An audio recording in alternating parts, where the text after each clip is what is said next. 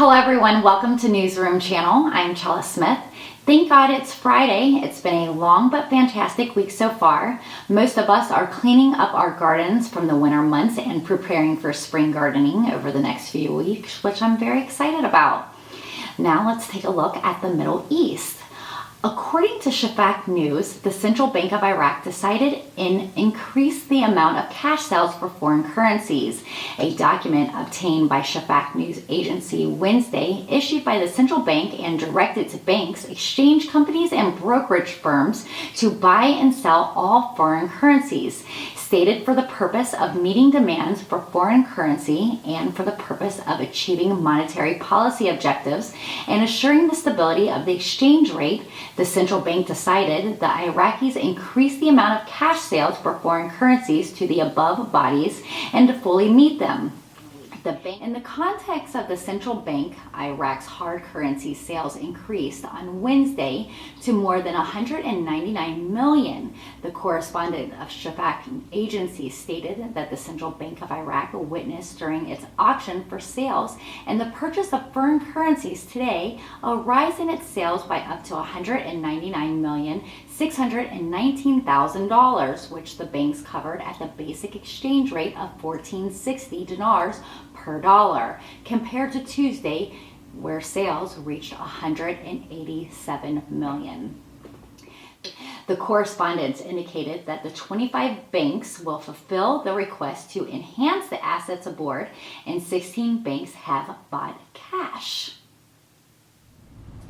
Also, according to Shafak News, the Iraqi Prime Minister Al-Kazimi announced on Thursday his government intentions to challenge some of the provisions of the federal budget law. This came into an interview with Al-Kahimi during a meeting. He stated, "We face great challenges and Iraq has gone through difficult circumstances. And when we assumed our duties 11 months ago, there was the financial crisis and then the corona pandemic. And there was also those betting on the failure of our government in entering into a civil war. But we were not drawn into this, and we had patience as well as overcoming one by one." He added that his government has taken difficult measures for reforms, and in order to protect the country's financially and economically, he stressed we must file an appeal with some budget paragraphs with the federal court because there are provisions that will affect the electricity sector, the health sector, and others, noting that our problems first need correct management and an honest approach in order to solve them. He added, "We embark on our campaigns of relations with neighboring countries in order to bring investments to serve our country and its people. I will personally monitor the conditions of Muthanna government as well as demand of its people." He concluded his speech by saying, "We must not underestimate the blood of the citizens and their lives. Blood and properties are precious to us," according to the statement. A reading from Walter at WordPress.com. The Ministry of Foreign Affairs announced on Thursday that Baghdad and Washington agreed to accelerate efforts to activate the Strategic Framework Agreement. In a statement received by Tigris, the ministry said the Senior Undersecretary of Ministry of Foreign Affairs, Nazar al-Kar-Allah, received yesterday, Thursday, the U.S. Ambassador to Iraq, Matthew Toller, at Ministry's headquarters, where the two sides reviewed the results of the third round of strategic dialogue between Iraq and the United States.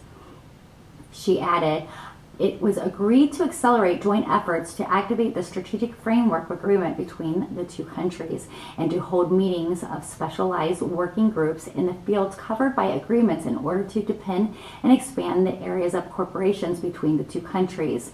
The ministry added, the two sides discussed the formation of Iraq's Military Technique Committee and its American counterparts in order to expedite the holding of their meetings and to implement the outcome of the third round strategic dialogue regarding the transition to the new stage of security corporations and to redevelopment of combat forces outside of Iraq.